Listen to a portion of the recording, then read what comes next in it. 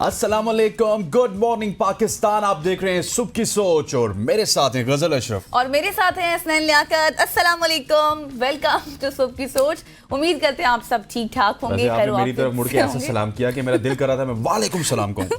लेकिन वो बस मैं इतनी जोश में थी, इतनी वलवले में थी कि मैंने मतलब आप सबको भी सलाम किया और हसनैन को भी किया है, क्योंकि शायद आज हम सुबह नहीं मिले तो हमने आपको भी सलाम कर लिया। तो जी हसनैन, फिर लग तो आप बहुत खुश रहे हैं। हाँ बिल्कुल, आज रात को मैं 2 बजे सोया और 2 बजे सोने की रीजन थी पाकिस्तान वर्सेस साउथ अफ्रीका का मैच। 2 बजे सोने के बाद भी आप खुश हैं? बिल्कुल, 2 बजे सोने के बाद इस वजह से खुश हूं कि पाकिस्तान ने आखिरी ओवर में मैच जीता है। अच्छा। और वो मैच जीता है साउथ अफ्रीका की फुल स्ट्रेंथ टीम के खिलाफ। और उस मैच में बहुत ही अच्छी खबरें पाकिस्तान के लिए है कि पाकिस्तान का जो ओपनिंग डिपार्टमेंट है उसमें से साइम अयूब की जानिब से सेंचुरी देखने को मिली। आगा सलमान की जानिब से वंस अगेन एक रेजिलियंस देखने को मिली और उन्होंने इनिंग्स को बड़ी खूबसूरत अंदाज में फिनिश किया। और जिस तरह से वो कॉम्प्लीमेंट कर रहे थे, नसीम शाह और साइम अयूब आपस में कॉम्प्लीमेंट कर रहे थे एक दूसरे को। नसीम शाह और बैग पार्डन सलमान अली आगा, और फिर साइम अयूब और सलमान अली आगा ने एक दूसरे को कॉम्प्लीमेंट किया। और इस मैच में सबसे खूबसूरत बात ये थी कि जब अवार्ड लेने के लिए सलमान अली आगा गए तो सलमान अली आगा ने वहाँ पे साइम अयूब को बुला लिया। उन्होंने कहा ये अवार्ड मेरा नहीं, ये आपका है। हालांकि उन्होंने 4 विकेट्स भी लिए थे, 80+ रन भी बनाए थे, लेकिन उसके बावजूद भी उन्होंने सेंचुरी बनाने वाले साइम अयूब को वो अवार्ड दिया। और उस अवार्ड में यकीनी तौर पे साइम अयूब के लिए काफ़ी ज़्यादा हौसला अफजाई होगी कि जब एक सीनियर प्लेयर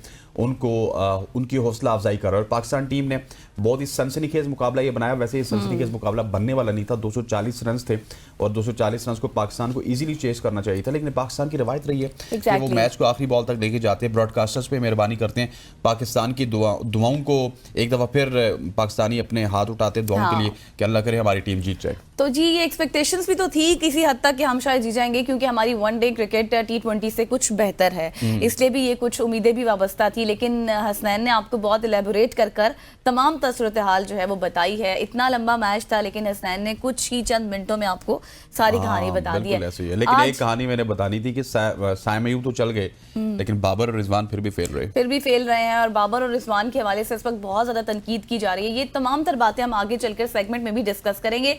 सबसे पहले आज हम बात करेंगे अपनी सोशल स्टोरीज के हवाले से। और कराची से एक जबरदस्त अगर कहें तो स्टोरी तब भी है, लेकिन एक मजाकिया अंदाज में भी है, लेकिन हम ये भी कह सकते हैं कि बहुत अलार्मिंग सिचुएशन भी है। तो स्टोरी क्या है जी? स्टोरी ये है कि चोरों ने कसाई की दुकान पर जाकर सिर्फ और सिर्फ कीमती चीजें मतलब नहीं उठाई, ना उसका मोबाइल फोन उठाया, ना ही कोई और चीज उठाई, बल्कि 2 मुसल्ला चोरों ने एक कसाई को लूट लिया। मगर उनकी दिलचस्पी सिर्फ 10 किलो कीमे में थी। चोरों ने कसाई की दुकान से और कुछ भी नहीं लिया, सिर्फ कीमा चोरी किया। ये भूखे थे मुझे लगता है चोर। एग्जैक्टली। और मोबाइल फोन जैसी कीमती जो चीज थी वो उन्होंने छोड़ दी, उसको टच भी नहीं किया गया। और कीमा उठाया और 10 किलो कीमा भी 25,000 रुपए का मिलता है। उन्होंने कहा कि इससे पहले कि हम किसी बैंक को चुराएं हम सीधा जाते हैं कसाई के पास, कोई गलत काम नहीं करेंगे, उसकी कनपट्टी पे पिस्टल रखेंगे और कसाई से कीमा ले लेंगे और अपनी याशी करेंगे। अगले 10-15 दिन के लिए कीमा खाएंगे। मतलब कमाल हो गया। भूखे चोर थे। और ये वाकया जो है वो अलल सुबह पेश आया, यानी कि बिल्कुल अर्ली मॉर्निंग जब कसाई अपनी दुकान पर गया, दुकान खोलने लगा तो और वो इवन दैट कि जो कसाई था वो खुद भी हैरान था कि मेरी इतनी कीमती चीज़ें, पैसे, मोबाइल, उसको टच भी नहीं किया गया और कीमा जो है वो उठाकर कैसे चोर भाग गए। तो इसलिए मैंने स्टार्ट में आपको ये भी कहा था कि ये बहुत अलार्मिंग सिचुएशन भी है, अलार्मिंग न्यूज़ भी है, क्योंकि इस हद तक मसाइल है कि अब लोग मतलब भूखे हो गए हैं। मेरा ख्याल है कीमे की खबर आप सुना चुकी है। मुझे लगता है कि आने वाले दिनों में आप कराची के हवाले से या पाकिस्तान के हवाले से हमें खबर सुनाएंगी कि तंदूर पे लोग आए, वो रोटी चुरा के ले गए, सब्जी वाली दुकान पे लोग आए, वो पैसे छोड़ गए, सब्जी ले गए। क्योंकि ये पाकिस्तान के अनफॉर्चुनेटली हालात बनते जा रहे हैं। लोगों के जो हालात हैं वो काफ़ी ज़्यादा ख़राब हैं। लेकिन उसका हल ये नहीं है कि आपने जाके चोरी चकारी करनी है, बल्कि आपने कोई ना कोई कंस्ट्रक्टिव काम करना है, अपने स्किल्स के ऊपर काम करना है और छोटे छोटे काम से स्टार्ट कीजिए। बड़ी ख्वाहिशात ना पालिए, तो आज के दौर में भी आपका गुजारा हो सकता है। को भी तो देखें हसनैन, आपके बिल्कुल अपनी अयाशियों में लगे हुए हैं। कल हमने पंजाब के हवाले से भी खबर शेयर की थी जिसमें कितनी ज्यादा सैलरीज जो है उसमें इंक्रीमेंट लग चुका है। आपने मुझे खुश किया था कि मेरी सैलरी बढ़ गई है। हाँ, लेकिन वो एक्चुअली में आपकी नहीं थी, सिर्फ और सिर्फ हमारे हुक्मरानों की थी, वुज़रा की थी, जो 5-5 लाख तक सैलरीज चली गई हैं। लेकिन जो बेसिक नेसेसिटीज हैं वो लोगों को नहीं मिल रही, तो फिर तब ये हालात होंगे फिर। बिल्कुल ऐसे है। और इस तरह के हालात क्योंकि आवाम के लिए कोई रिलीफ नहीं होता। सिर्फ मराज जो होती हैं वो अपने लिए होती हैं, गाड़ियाँ अपडेट होती हैं, करोड़ों रुपए की इनकी गाड़ियाँ, लाख रुपए इनकी तनख्वाह और लाखों रुपए का पेट्रोल, और आवाम बेयारो मददगार होती है और उनको अनफॉर्चुनेटली मुझे कहना पड़ रहा है ये कीमा और इस तरह की चीज़ें फिर चोरी होने की खबरें भी हमें सुनने को सारे मिलती हैं। टैक्सेस हमारे पर लग जाते हैं और फिर तमाम जो गरीब तर तबका है वो पिसता चला जाता है। अभी भी जिस तरह से हमने बहुत डॉलर्स के हवाले से भी खबरें शेयर की थी, आगे चलकर मजीद भी डिस्कशन करेंगे। बिल्कुल ऐसी है। आगे बढ़ते हैं और आगे बढ़ते हुए मेरे पास जो खबर है स्टूडेंट्स के लिए वो बहुत ही अच्छी है। अब स्टूडेंट्स को सर्दियों में यूनिफॉर्म पहनने की कोई जरूरत नहीं है। ये ऐलान पाकिस्तान में किया गया है, पाकिस्तान की एक गवर्नमेंट की जानिब से किया गया। सर्दियों में यूनिफॉर्म पर जो पाबंदी थी वो खत्म कर दी गई कि यूनिफॉर्म आपने पहन के आना है। ये सिंध हुकूमत ने तलबा और वालिदैन के लिए एक अहम रिलीफ का ऐलान करते हुए सर्दी के मौसम में स्कूलों के ड्रेस कोड में नरमी की है। और सिंध के वजीर तालीम सैयद सरदार अली शाह की हिदायत पर मौसम सरमा में अपनी सहूलत के मुताबिक कोई भी गर्म कपड़े पहनने की इजाज़त है। इससे कबल तलबा को स्कूल के मखसूस यूनिफॉर्म के मुताबिक ही गर्म कपड़े पहनने की इजाज़त होती थी, जिससे अक्सर वालिदैन और बच्चों को मुश्किलात का सामना करना पड़ता था। हुकूमत के इस इक़दाम को वालिदैन की जानिब से खुशाइन करार दिया जा रहा है, क्योंकि इससे बच्चों की सेहत और तहफ़्फ़ुज़ को यकीनी बनाने में मदद मिलेगी। और गज़ल में आपको ये बताता चलूँ कि राइट नाउ जो हमें कराची से खबरें मिल रही हैं, जो हमारी कम्युनिटी वहाँ पे है, दोस्त यार हैं, वो कहते हैं कि कराची में इस दफ़ा बहुत ज़्यादा सर्दी है, मामूल से बहुत ज़्यादा। यहाँ पे अगर -3 भी होती है या 3 भी होती है हमें फील नहीं होती, लेकिन वहाँ पे अगर 10 से टेम्परेचर कम हो जाए तो बहुत ज्यादा फील होता है उन लोगों को। मैं भी एक सोशल मीडिया पर एक पोस्ट ही पढ़ी थी जिसमें ये था कि वालिदैन की जानिब से अपील की गई थी और वो यही कह रहे थे कि स्पेशली जो प्राइवेट स्कूल्स हैं उसमें फोर्स ना किया जाए बच्चों को कि मैंडेटरी है कि आपने यूनिफॉर्म पहनना है, क्योंकि सर्दी बहुत ज़्यादा है। फिर आपको पता है कि एक महंगाई के हवाले से भी अखराजात बढ़ जाते हैं, तो उस तरह से अफोर्डेबल भी नहीं होता इस तरह की चीज़ें। और फिर मतलब जो कर सकता है, जिसकी जितनी बुनियाद है वो उतना ही पहन कर जाए, तो इस हवाले से थोड़ी सी नरमी होनी चाहिए। हमारे जो प्रोड्यूसर हैं उनको भी ख्याल आएगा और उस सर्दियों में हमें भी कहेंगे कि आप बड़े कोट शॉर्ट पहन कर बैठे, शॉर्ट मफलर शफल पहन के, इवन हमें टोपी भी अलाउ कर दी जाए, है ना। जस्ट इमेजिन के 2 मॉर्निंग शो होस्ट यहाँ पे बिल्कुल सर्दी वाला माहौल बना हो और वो इस तरह से करते हुए शो करें। हाँ एग्जैक्टली। और फिर आपने जैसे कहा कि माहौल फिर हम कहेंगे कि मसनूई तरीके वाली ना बर्फबारी भी कर दें, फिर तो और ही माहौल बन जाएगा। सॉरी ऐसे नहीं हो सकता। और वो खुद किस माहौल में होते हैं एग्जैक्टली। और उनको देख के जैसे आप हमेशा कहते हैं भी ना इसी तरह का इंप्लीमेंटेशन हो कि आप भी एंकर्स की तरह ड्रेस पहन के आएंगे। जी हाँ, और साथ 2 AC लगे होंगे। हाँ बिल्कुल ऐसा ही है। तो अब वो सुन रहे होंगे और इस पर अमल भी करेंगे, उम्मीद है हमें। आगे बढ़ते हैं और आगे आपको लिए चलते हैं इस वक्त सऊदी अरब, क्योंकि वहाँ पर बहुत ही अफसोसनाक खबर है कि मोबाइल चार्जेस से लगने वाली आग ने 7 अफराद की जान ले ली है। आप देखें कि अफसोसनाक वाक़या है, मोबाइल फ़ोन चार्जेस की खराबी से लगने वाली आग ने एक ही घर के 7 अफराद की हस्तीन जान ले ली है। और आग उस वक्त शुरू हुई जब मोबाइल चार्जेस ज़्यादा गर्म होने के बायस एक सोफे में आग लग गई, जो देखते ही देखते वो 2 मंजिला मकान था उसके अंदर फैल गई। और फिर सऊदी शहरी दिफा के एहलकारों ने फौरी तौर पर मौका पर पहुंचकर आग बुझाने की कोशिश की, मगर शदीद धुएं और तेज़ी से फैलती हुई आग के बायस घर में मौजूद अफराद को बचाना मुश्किल हो गया था और जान की वो बाजी हार गए। और जो जान की बाजी हारे हैं उनमें 6 बहन भाई और उनका भतीजा भी शामिल है, जबकि मरने वालों में लतीफ़ा हुसैन नामी दुल्हन भी शामिल थी, जिसकी शादी चंद दिन बाद तय की गई थी। That is very unfortunate. और ये खबर जब सऊदीया से हमने सुनी तो हमने कहा कि इसको फिल फॉर हम अपने प्रोग्राम में शामिल करेंगे, क्योंकि मोबाइल फ़ोन एक ऐसी डिवाइस बनती जा रही है जो कि एक घर में 5-5, 6-6 हैं। इस हवाले से आपको केयर करनी चाहिए। मोबाइल की मेंटेनेंस के हवाले से, जो सॉकेट है उस हवाले से, मोबाइल के चार्जर्स के हवाले से जेन्युइन और सर्टिफाइड चार्जर्स इस्तेमाल करें। एहतियात बरतनी चाहिए। देखें उसका जो कनेक्शन है वो आपकी इलेक्ट्रिसिटी के साथ होता है, वो पूरी कनेक्टिविटी होती है। अगर आपका कोई फ्यूज खुदा न खास्ता ऊपर नीचे हो गया तो पूरी की पूरी इलेक्ट्रिसिटी जलने से फिर घर के नुकसान भी होते हैं। और घर का नुकसान तो चले फिर बियर हो सकता है, लेकिन साथ जाने उनका नुकसान बियर नहीं हो सकता। सो अपनी फैमिली का इन मोबाइल फ़ोन से कम कम आप थोड़ा सा एहतियात करें। और जिस तरह गज़ल ने आपको कहा कि सर्टिफाइड चार्जर लें, सर्टिफाइड मोबाइल फ़ोन लें, ताकि आप इस किस्म के हादसे से बचे रहें। और चीज़ें भी जो है ना, मतलब ऐसी चार्जर को उन चीज़ों से दूर रखें जो जल्दी आग की लपेट में आ जाते हैं। कुछ इस तरह के मटेरियल्स होते हैं ना इस तरह, क्योंकि इसी तरह से हम ये प्रिवेंशन अगर हम करेंगे तभी हमें इस तरह के ट्रेजिक जो सूरत हाल है, इंसिडेंट, उनसे बच सकते हैं। बिल्कुल ऐसी है गज़ल। आगे बढ़ते हैं और आगे बढ़ते हुए अब मैंने आपको बताना है कि आप किस तरह से खुद एतमादी और मजबूत शख्सियत का मतलब महवर बन सकते हैं। इसका राज क्या है? तो इसके लिए आपको तन्हाई का इंतखाब करना होगा। अच्छा, वैसे तो अमूमन लोग कहते हैं कि तन्हा रहने वाले लोग पागल हो जाते हैं, हाँ, और ये बिल्कुल लोग अपने कहते तक हैं, रहते लेकिन हैं। मैं नई तहकीक आपको बताता हूँ। अच्छा। आप छोड़ें लोगों का, आप मुझे सुनिए ठीक है। और गौर से सुनिए। ओके। तन्हाई को अपनाना जिंदगी के सबसे ताकतवर तजुर्बात में से एक तजुर्बा साबित हुआ है। अच्छा। जब आप तन्हा रहने में सुकून महसूस करते हैं तो आप में खुद इंसारी लचक और आपकी जो प्रोडक्टिविटी है वो परहान चढ़ती है, और तन्हाई में वक्त गुजारने से आपको अपने ख्यालात पर तवज्जो मरकूज करने का मौका भी मिलता है, जिसके नतीजे में आपकी जज्बाती मजबूती और अंदरूनी सुकून पैदा होता है। और तन्हा रहने का इंतखाब आपको अपने ज़ात को बेहतर तरीके से समझने का एक मौका देता है गजल, जिससे आप ज़्यादा आज़ाद सोचने वाले और दूसरों के लिए ज़्यादा हमदर्द बन जाते हैं। वक्त गुजरने के साथ साथ आपकी खुद एतमादी, सेल्फ कॉन्फिडेंस में इजाफा होता है, और आप अपनी जो ताकत है उसका अंदाजा इसी से लगा सकते हैं कि आपके सेल्फ कॉन्फिडेंस जब बिल्ड होगा तो आपको जितनी भी परेशानी है वो आपका सेल्फ कॉन्फिडेंस ही उससे निपट लेगा। सो तन्हाई, जिसमें हम कहते थे कि तन्हाई में बहुत सारी चीजें, खराफात की तरफ भी बंदा जा सकता है। फिर जिस तरह आपने क्या कहा था, तन्हाई से क्या होता है? तन्हाई से लोगों को लोग पागल हो जाते हैं, एंजाइटी की जानिब जाते हैं, स्ट्रेस की जानिब जाते हैं। लेकिन अक्सर जो हमने देखा है कि जो बड़े अल्लाह के करीब लोग भी होते हैं वो भी तन्हाई का इंतखाब करते हैं, और तन्हाई में अपने नफ्स का भी वो जायजा लेते हैं, और ऊपर भी वो देखते हैं कि जो अल्लाह के हमारे अहकामात हैं वो क्या हम उन पे अमल कर रहे हैं। Exactly. So being alone can be very empowering, जिस तरह से हसनैन ने कहा कि बहुत सी आपकी जो है वो क्रिएटिविटी आपकी निकल कर आती है, आप अपनी थॉट्स के ऊपर फोकस करते हैं, काम के ऊपर फोकस करते हैं, और इसके साथ साथ आप मतलब एक बेहतरीन इंसान बन जाते हैं। बाकायदा ये अब स्टडी की गई है जिस मुताबिक ये तहकीक के बाद ये चीज़ सामने आई है। सो आपने इधर उधर की बातों के ऊपर कान नहीं धरने, जिस तरह के मैंने भी आपको कहा कि लोग कहते हैं कि लोग जो है ना बहुत ज़्यादा फ्रस्ट्रेट हो जाते हैं, एंजाइटी हो जाती है। आगे बढ़ते हैं और व्हाट्सएप के हवाले से आपको एक बहुत ज़बरदस्त खबर देते हैं, क्योंकि नए नए फीचर्स आ चुके हैं व्हाट्सएप में। व्हाट्सएप का नया अपडेट स्टेटस और चैनल्स के लिए मज़ीद आसानियां हो गई हैं, क्योंकि व्हाट्सएप ने अपने व्यूवर्स की सहूलत के लिए अपडेट्स टैब में शॉर्ट किट्स मुतारिफ करवाई हैं, जिनकी मदद से सार्फिन फ़ोटो और वीडियो को अपने जो है वो अपलोड करने के लिए कम मराहल से गुजर सकते हैं। इसके अलावा टेक्स्ट पर मबनी स्टेटस बनाने वाले बटन को भी मज़ीद बेहतर और आसान बनाया गया है।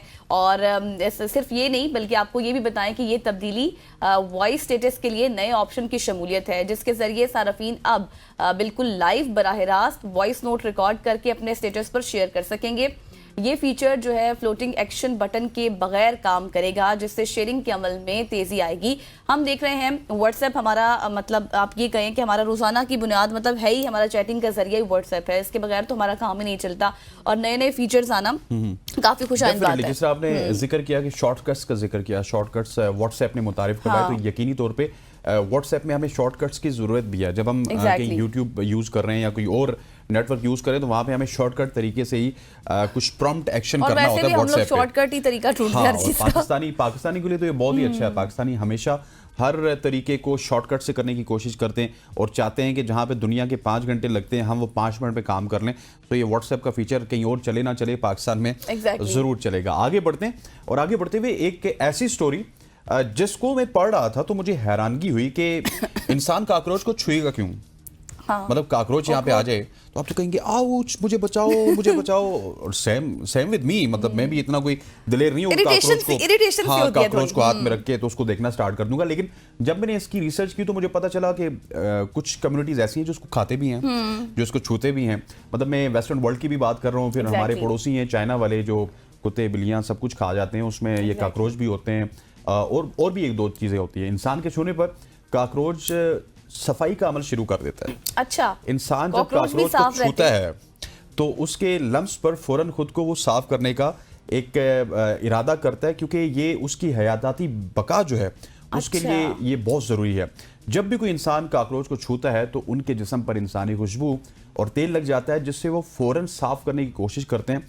ये अमल उनकी बका के लिए इंस्टिंक्चुअल का हिस्सा है, क्योंकि इंसानी खुशबू और गैर मानूस महक इनके शिकारियों को मुतवज्जो कर सकती है। अच्छा। काकरोच अपने और जिस्म को बार बार साफ करके इन नापसंदीदा जो स्मेल्स हैं उनको ख़त्म करते हैं, ताकि वो दोबारा अपने माहौल में महफूज रहें। ये अच्छा, इनके सिक्योरिटी सिस्टम है। मतलब जैसे कल आपने एक चूंटी का सिक्योरिटी सिस्टम बताया था, तो आज आपने कॉकरोच का बताया है। आप बड़ी नई नई खबरें लेकर आते हैं, तो मतलब मुझे हैरानी हो रही थी कि कॉकरोच खुद को भी साफ रखते हैं। कितना अनयूजुअल सा मतलब वॉशरूम में रहने के बावजूद। हाँ एग्जैक्टली। और फिर उसके साथ आप ये भी देखें कि मतलब इंसान अगर उसको छू लेता है तो वो खुद को साफ करते हैं। तो ये इंटरेस्टिंग खबर थी मुझे ये इससे पहले नहीं पता था कि कॉकरोच मतलब इतने ज्यादा साफ भी होते हैं। तो जो लोग खाते हैं कॉकरोच को पकौड़ों की तरह लोग खाते होंगे ना, तल तल के। एग्जैक्टली। आगे बढ़ते हैं कि इससे पहले मुझे कुछ हो जाए। आगे बढ़ते हैं और आपको बताते हैं कि टेक्नोलॉजी का फन हसीन इम्तिजाज है। LED मास्क मुतारिफ कराया गया है और बहुत ही ज़बरदस्त की मास्क है। इसमें बहुत से फीचर्स भी हैं। जदीद टेक्नोलॉजी से इसका इस्तेमाल है, इसको तैयार किया गया है। और एक LED मास्क जिसमें 9000 से ज़ायद प्रोग्राम्स हैं, लाइट्स भी हैं, जो कि आप यूज करेंगे तो आपको बहुत जबरदस्त लगेगा। अगर आप इस स्टोरी को देखें, पिक्चर्स को देखें जो इस वक्त स्क्रीन पर चल रही हैं, तो बहुत ही जबरदस्त ये मास्क है। और इसके जरिए सार्फिन अपनी शख्सियत के मुताबिक मुख्तलिफ चेहरे तख्लीक भी कर सकते हैं। जैसा आपने अपना चेहरा चाहना है ना, आप वैसे बन सकते हैं। हंसने, डिजिटल गजल, डिजिटल। और जो जदीद डिजाइन और फाइब्रिकेशन टेक्निक की सलाहियतों का एक शानदार मजर है। और ये प्राइवेसी के तहफ़्फ़ुज़ पर भी जोर देता है, खास तौर पर ऐसे दौर में जब निगरानी के निज़ाम में तेज़ी से इजाफा हो रहा है। इस मास्क का अगर हम बात करें डिज़ाइन के हवाले से तो बहुत ज़्यादा जो है यूनिक है, मुनफरिद है। टेक्नोलॉजी के शौकीन अफराद और फनकारों में मकबूल बन रहा है ये बहुत ज़्यादा। और इसके साथ साथ मास्क खास तौर पर जो है कॉस्प्ले पार्टियों और इसके साथ साथ जो शनाख्त छुपाने के लिए भी इस्तेमाल किया जा रहा है। लोग इसको पसंद कर रहे हैं और महंगा भी बहुत है। बिल्कुल ऐसी है, बहुत ही महंगा होगा क्योंकि इसकी डिमांड बढ़ जाएगी। और पार्टीज में जब आप मास्क पहन के जाएंगे तो आपकी जो ओरिजिनल आइडेंटिटी है आप उसको छुपा सकते हैं। ख़वातीन उज़ात, हमारी शॉर्ट स्टोरी से इतना ही। यहाँ पर वक्त हुआ एक शॉर्ट सी कमर्शियल ब्रेक का। ब्रेक के बाद वापस आएंगे तो मुल्क की मईशत के हवाले से कुछ बात करेंगे। स्टे विद अस।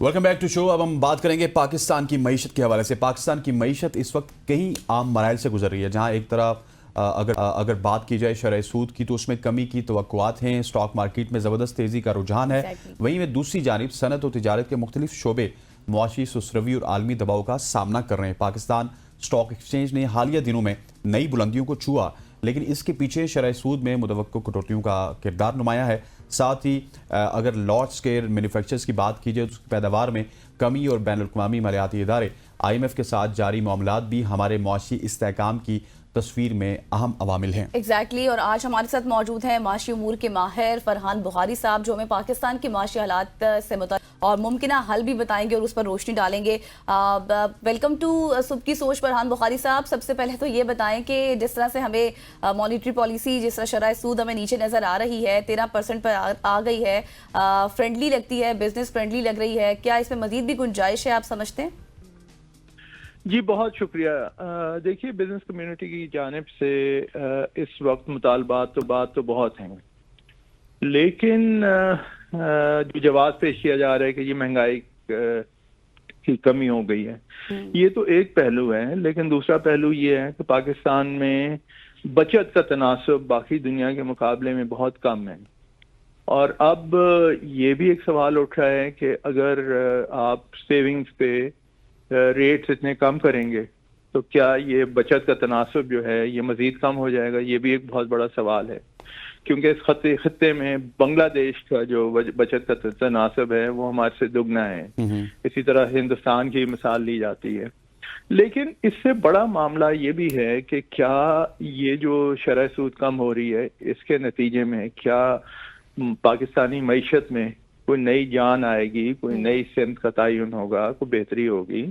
फिलहाल ऐसा कुछ नजर नहीं आता, क्योंकि शरह नमू यानी जो ग्रोथ रेट है वो तो बहुत कम है। आपने मुख्तलिफ शोबों का जिक्र किया, लेकिन एक आपने शोबे का शायद जिक्र नहीं किया, और वो है ज़राअत। और पाकिस्तान की ज़रूरी मईशत बिल्कुल एक कलीदी किरदार रखती है रोजमर्रा की जिंदगी में। लेकिन वो ज़रूरी मईशत जो है वो पिछले खासतौर पे गंदम की फसल के बाद तो बिल्कुल बैठ गई है। और इस साल समझ नहीं आ रही कि पाकिस्तानी ज़राअत कहाँ जाएगी। इस वक्त जैसे कि आप लोग इस्लामाबाद में हैं, पुठवार के इलाके में तो बारिश की बड़ी कमी है। एग्जैक्टली। और ये वो इलाके हैं जहाँ पे बारिश के ऊपर ही जमींदारों का इन्हिसार है। तो बड़ी परेशानी है कि जो गंदम की फसल लोगों ने बोई भी है उसका नतीजा क्या निकलेगा। अच्छा बुखारी साहब, मुझे ये बताइएगा कि आपकी, क्योंकि बैंकिंग सेक्टर के ऊपर भी काफ़ी ज़्यादा ग्रिप है और जब ये शरह सूद में कमी है, ठीक है, ये बिजनेस की तरक्की के लिए, मार्केट की तरक्की के लिए तो बहुत ज़रूरी है, लेकिन क्या इससे बैंकिंग सेक्टर के ऊपर भी कोई तनाव आएगा, कोई दबाव आएगा?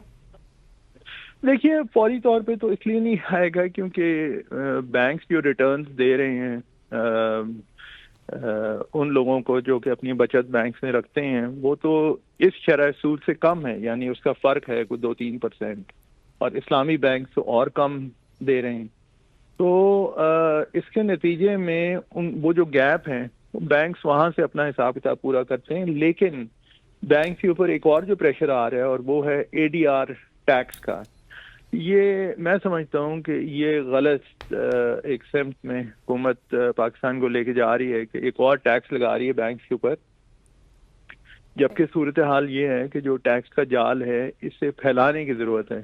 मुल्क में सिर्फ 2% आबादी ऐसी है जो कि इनकम टैक्स, अपनी आमदन पे टैक्स देती है, और बाकी 98% में से 40% तो ऐसे हैं जो कि इंतहाई गुर्बत का शिकार हैं। लेकिन उनके अलावा जो 58% हैं उनमें से एक बहुत बड़ा तबका ऐसा है जिसे अपनी आमदन पे टैक्स देना चाहिए।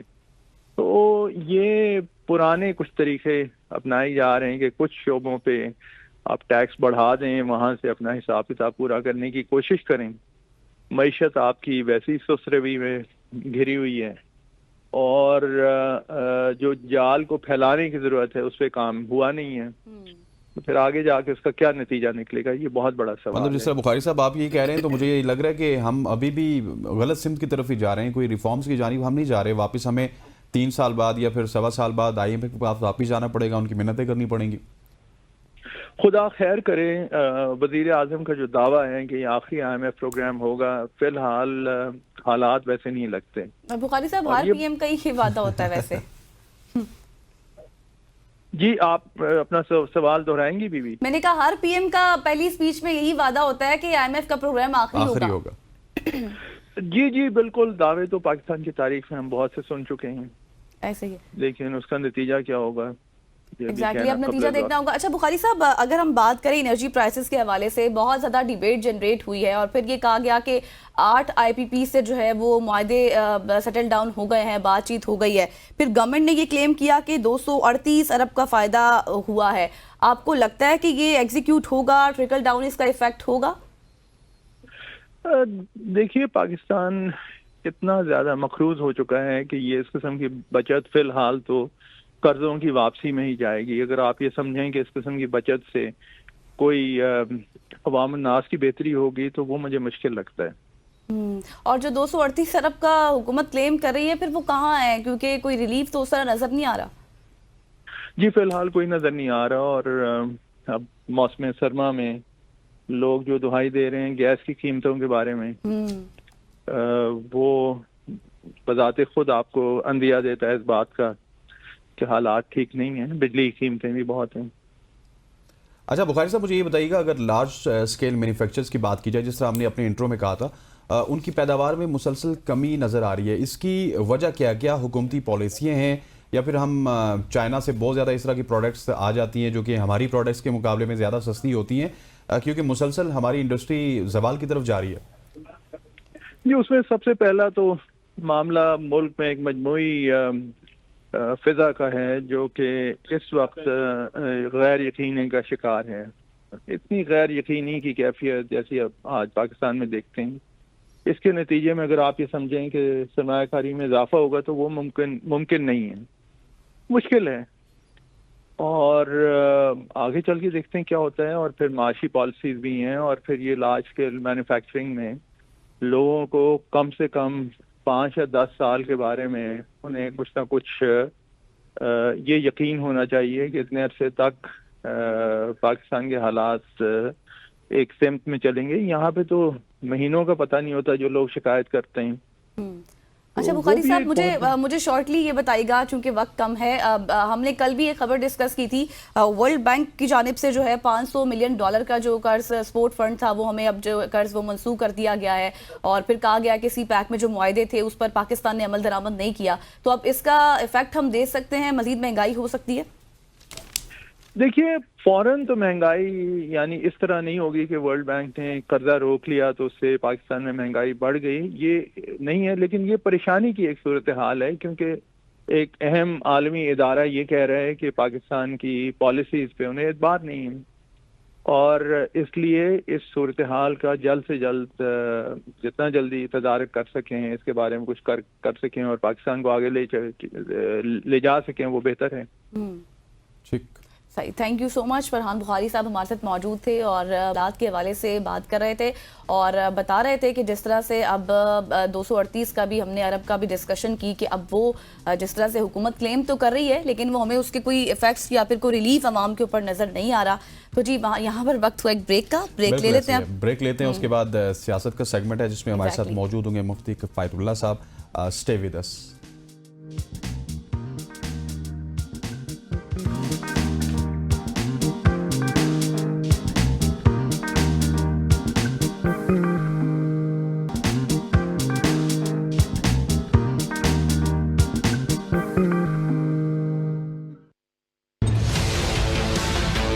सियासतदान गोली नहीं मारता, सियासतदान बात करता है। हम मुज़ाकरात की भीख नहीं मांगते। खान ने एक कमेटी बनाई हुई है मुज़ाकरात के लिए। आज आसिफ साहब मौजूद हैं, बड़ा एहतराम है मेरे दिल में। इनकी ज़बान भी आग उगलती है। मरवत साहब ने जो बातें की हैं, ठंडी हवा का झोंका आया है पहली दफा उधर से। ये कोई और को मनफी बात करेंगे तो उसका मनफी जवाब ही आएगा। डायलॉग होना चाहिए पार्टीज के दरमियान, फोर्सेस के दरमियान डायलॉग नहीं होगा तो बात जो है वो आगे नहीं चलेगी। तो जी ये मोन्टाज आपने मुलाहिजा किया, मुल्की सियासत में इस वक्त ये सूरत हाल चल रही है। कौमी असम्बली के हालिया इजलास में एक खुशगवार सियासी माहौल देखने को मिला कल, जहां वज़ीर दिफा ख्वाजा आसिफ ने पहली बार PTI की जानिब से ठंडी हवा का झोंका आने की बात की। इसके साथ साथ इजलास में मौलाना फजल रहमान, राना तनवीर हुसैन और दीगर रहनुमाओं ने अहम मामलात पर भी खुलकर गुफ्तगू की है। अहम नुकात में मदारिस की रजिस्ट्रेशन, 26वीं आईनी तरामीम, खैबर पख्तूनख्वा की सूरत हाल और दीगर आईनी और सियासी मसाइल जो हैं वो शामिल थे। जबकि मौलाना फजल रहमान ने वाजे किया कि मदारिस बिल अब एक्ट बन चुका है और इस पर अमल दरामद में ताखीर नाकाबिले कबूल है। दूसरी तरफ अगर हम बात करें तो ऐवान में बाज़ अरकान के दरमियान तल्ख जुमलों का भी तबादला हुआ है। बिल्कुल ऐसे इस तमाम तर सूरत हाल के ऊपर हम डिस्कशन करेंगे। हमारे साथ मौजूद है किफायतुल्लाह साहब, सीनियर रहनुमा है। पाकिस्तान की एक बड़ी मजहबी और सियासी जमात से इनका ताल्लुक है, जमीयत उलमा इस्लाम फे। मुफ्ती साहब आपको खुश आमदीद कहता हूँ, thank you so much for joining अस। इससे पहले कि हम मदारिस बिल के हवाले से बात करें, सबसे पहले हम आपकी राय जानना चाहते हैं। इस वक्त एक फिजा बनती हुई में नजर आ रही है मुज़ाकरात की। पहले PTI नहीं मान रही थी, अब गवर्नमेंट नहीं मान रही, लेकिन कहीं ना कहीं पे एक सॉफ्ट कॉर्नर नजर आ रहा है PTI की जानिब से भी और गवर्नमेंट की जानिब से भी। इसको आप किस तरह देख रहे हैं? बिस्मिल्लाहिर्रहमानिर्रहीम। देखिए, वो सियासत के अंदर बाज़ औक़ात गलतियां हो जाती हैं तो उसका नुकसान ज्यादा होता है। तो PTI वाले 24 तारीख को कह रहे थे कि ये हमारी आखिरी कॉल है, 24 नवंबर को फाइनल कॉल। तो उस वक्त भी मैंने उनको एक TV टॉक शो में कहा, फाइनल मत कहो, अभी तो इस हुकूमत को 3-4 साल चलना है। तो अगर आप फाइनल कहोगे तो फिर आपके पास कोई गुंजाइश नहीं रहेगी। अगर आपकी ये कॉल खुदा ना खास्ता नाकाम हो गई तो ऐसे ही हुआ। अब फाइनल के बाद उनके बाद तो कोई चीज नहीं। लिहाजा वो भी इंतजार कर रहे हैं कि इस इतने बड़े ज्यादा वाक़े हो जाने के बाद अब उनके साथ मुज़ाकरात किए जाए। तो उनके लहजे में नरमी आ गई है और हुकूमत भी चाहती है कि मुज़ाकरात हो, लेकिन हुकूमत जब फंसती है तो फिर मुज़ाकरात ज्यादा जरूरी समझते हैं। जब वो फंसे हुए माहौल से बाहर निकल आती है तो फिर जरा कम महसूस करते हैं। तो इसलिए वो ख्वाजा आसिफ साहब ने जो झोंका कहा है वो PTI की तरफ से मुज़ाकरात पर गैर मशरूत आमादगी है। तो मुझे उम्मीद है उससे पाकिस्तान के सियासी माहौल पर अच्छा असर पड़ेगा। दोनों जमातें हैं, हमने उन दोनों को पेशकश की है कि आप दोनों एक इंतहा पर हो। एक इंतहा पर हुकूमत है और एक इंतहा पर PTI है। आपको दरमियान में लाने के लिए हमारी पार्टी मौजूद है। अगर हम अपनी खदमात के ऑफर करते हैं कि हमारे जरिए अगर आप मुसालहत करना चाहते हो या मुफाहमत, तो हमारी ये पेशकश भी उनके पास मौजूद है। और अगर वो खुद करना चाहें एक दूसरे से, जिस तरह या सादिक साहब के यहाँ ऐसा माहौल पैदा हो गया है, तो मैं समझता हूँ तो भी ठीक है, हम उनके लिए अच्छी ख्वाहिशात का इज़हार करें। अच्छा मुफ्ती साहब, अब इस सूरत हाल में एक सवाल ये भी है कि हम देख रहे हैं पीटीआई के साथ साथ मौलाना भी कमर बस्ता है हुकूमत के मुखालिफ, और अब हम देख रहे हैं कि एमक्यूएम भी थोड़े से तहफ़्फ़ुज़ात का इजहार कर रही है। खालिद मकबूल सिद्दीकी ने भी मौलाना फजल रहमान से मुलाकात की और कहा कि मौलाना साहब की बात में वजन है। तो ये चीज़ कितनी ज़्यादा मुतासर कर सकती है हुकूमत को, कितनी मुश्किलात पैदा हो सकती हैं? बुनियादी तौर पर तो ये इत्तेहादी हुकूमत है ना, और इत्तेहादी भी ऐसी है कि ये साबुन की टिकिया पे खड़ी है। जाहिर है एक बात सामने आई है कि 205 सीटें पीटीआई की इनको दी गई हैं, तो फिर आवाम के अंदर तो उनकी जड़ें नहीं है ना, तो ये बहुत कमजोर हुकूमत है। तो ये इत्तेहादियों को तो राजी नहीं रख सकते, तो कुछ अरसे के बाद फिर इस तरह की आवाजें शुरू हो जाती है। हमारा मसला तो आसान है, हमने हमारे साथ एक वादा हुआ था, ये उस वादे पर पूरा नहीं उतर रहे। हमने तो अपना काम पूरा किया। हमारा उनके साथ ये वादा था कि हम 26वें आईनी तरमीम में आपका साथ देंगे, तो हमने तो साथ दे दिया। अब उनका वादा ये था कि हम ये तरमीम आपके दफात भी उसमें पास करेंगे, तो पास हो गया कैबिनेट से, सेनेट से, कौमी असम्बली से। अब जब सदर साहब के साइन की बारी आ गई तो उन्होंने साइन नहीं किए, तो ये हमारी बात तो यहाँ तक है। अब अगर वो साइन कर लेते हैं तो हमारी नाराजगी खत्म हो जाती है, और अगर वो साइन नहीं करते तो फिर इसका एक माना है, और वो माना ये है कि ये असल तबरी जंग हमारे बारे में बजाना चाहते हैं और पीटीआई के लिए नरम कारनामा रखना चाहते हैं। एक वक्त में दोनों को नाराज करना ये कर ही नहीं सकते। हमारे जो लोग होते हैं उनकी शनाख्त अलग है, पीटीआई के लोगों की शनाख्त अलग है। पीटीआई का मजमा हमसे बड़ा होता है, हमारा मजमा तो इतना बड़ा नहीं होगा, लेकिन हमारे लोगों की ये खुसूसियत है कि वो खड़े रहते हैं। जिस तरह अब हुआ 24 नवंबर को कि 12 या 13 लाशें गिर गई तो लोग भाग गए, हमारे यहाँ ऐसा नहीं होता, ये भागने वाला चक्कर नहीं होता, मजबूत और कमिटेड लोग होते हैं। तो इसलिए ये दोनों को एक साथ में तो नाराज नहीं कर सकते, तो ये धोखा करेंगे, या हमारे साथ धोखा करेंगे या पीटीआई के साथ धोखा करेंगे, किसी एक की नरम बात करेंगे ताकि ये दोनों आपस में मिल न जाए। और जिस दिन मौलाना फजल रहमान साहब और इमरान खान आपस में मिल गए तो वो दिन इस हुकूमत का इंशाअल्लाह आखिरी दिन हो। अच्छा मुफ्ती साहब, एक पॉइंट ऑफ व्यू ये भी है कि 2019 में एक मदारिस का बिल पास हुआ था, उसके मुताबिक बहुत सारे मदारिस की रजिस्ट्रेशन भी हुई थी। हमारे प्रोग्राम में 2 दिन पहले थे वफाकुल मदारिस के जनरल सेक्रेटरी, तो उन्होंने कहा कि ये तो मौलाना फजल रहमान साहब कोई अपने तय कर रहे हैं, हम सारे उलमा उनके साथ नहीं हैं। तो ये कौन सा बिल है, इसमें क्या तब्दीली होगी कि बहुत सारे उलमा आपके मुखालिफ भी हैं? किसने कहा था हम साथ नहीं है? वफाकुल मदारिस के जनरल सेक्रेटरी हमारे साथ मौजूद थे। क्या नाम था उनका? वो कादरी साहब थे, पिछले 3 दिन पहले की बात है। वो कह रहे थे जी कि मौलाना साहब तो अपने तय सारी चीजें कर रहे हैं। नहीं, ऐसी बात नहीं है। हमारे यहाँ एक बहुत बड़ी तंजीम है जिसमें लाखों मदारिस है ना, उसका नाम है वफाकुल मदारिस, और वफाकुल मदारिस जुड़ी हुई फिर एक और तंजीम है जिनमें तमाम मसलकों के लोग हैं, बरेलवी उलमा भी हैं और उसमें सलफी उलमा भी हैं, जमात इस्लामी के उलमा भी हैं, अहले तशय्युअ भी हैं। इनका फिर नाम बन जाता है इत्तेहादे तंजीमात मदारिस दीनिया। इसके सदर मौलाना तकी साहब गालिबन और जनरल सेक्रेटरी मुफ्ती मुनीब रहमान साहब हैं। तो ये तो लोग तो एक पेज पर है, ये आपके पास पता नहीं कौन आया, एक आध आदमी तो मिल जाएगा इस तरह, लेकिन ऐसा है नहीं। अच्छा मुफ्ती साहब, ये बताएं कि मदारिस रजिस्ट्रेशन के हवाले से अब जिस तरह से मौलाना फजल रहमान कह रहे हैं कि असल जो रुकावट है वो हुकूमत है, तो क्या ये वाकई रुकावट हुकूमत है? क्योंकि एक तरफ सदर ने दस्तखत नहीं किए, और दूसरी क्या इसमें वजह फैटिफ भी है? क्योंकि माजी में भी हम ये चीज़ देखते रहे हैं कि इसकी रुकावट में, इसकी तरवीज और तरक्की में जो है वो फैटिव रुकावट बनता रहा है। नहीं, ऐसा है कि ये तमाम चीजें तो इनके सामने थी। एक मीटिंग हुई है लाहौर में मियां नवाज शरीफ साहब के घर में, तो मियाँ साहब भी थे और दूसरे मियाँ साहब भी थे, बिलावल साहब भी थे और उनके अब्बू भी थे, तो उसमें मौलाना साहब भी थे। इन तमाम चीज़ों पर खुलकर बहस हुई कि हम इसको 1860 का जो सोसाइटी एक्ट है उसके जरिए से इसमें तरमीम करके इसको लागू करना चाहते हैं। इन पर बातें हुई, ये भी तय हुआ कि ये मजहबी उमूर है, या ये भी तय हुआ कि ये तालीम है, या ये NGO है। तो ये तमाम बातें तय हो जाने के बाद हमने अपने ड्राफ्ट पर इत्तेफाक किया ना। हम डरते तो नहीं है जी, यानी हम ऐसे लोग हैं कि हमें डराया तो नहीं जाता। हमने 5 निकात के दफात बताए, ये इसमें शामिल करो, इनके 22 है, कुल 27 हो गए। तो 27 दफात का बिल, 27 दफात का बिल तो पास हो गया। फिर सेनेट में आपको कैबिनेट में और कौमी असेंबली में बातें याद नहीं आई। फिर जाकर जहाँ हमारे सदर साहब दस्तखत करते हैं तो वहाँ ये बातें याद आ गई।